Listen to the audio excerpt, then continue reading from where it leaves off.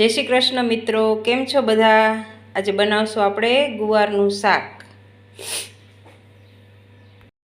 તો આપણું તેલ આવી ગયું છે, આપણે નાખશું એમાં રાઈ, જીરું, હિંગ, લસણની ચટણી,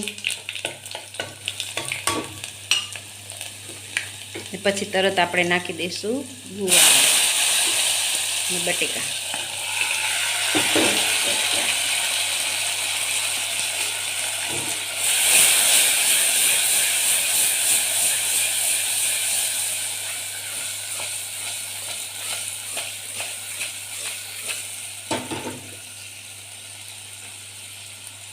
હવે નાખશું એમાં હળદર, ધાણા જીરું,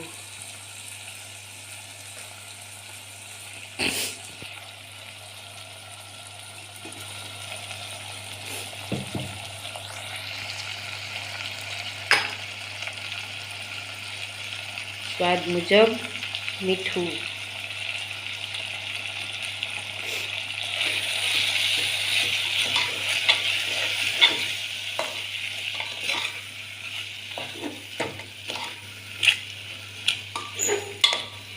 થોડીક વાર સતળાવા દઈશું।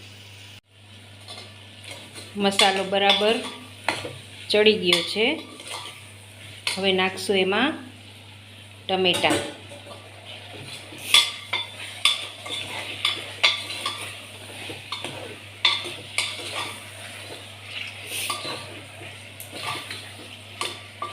બસ પછી જેટલો રસો કરવો હોય એટલું પાણી નાખી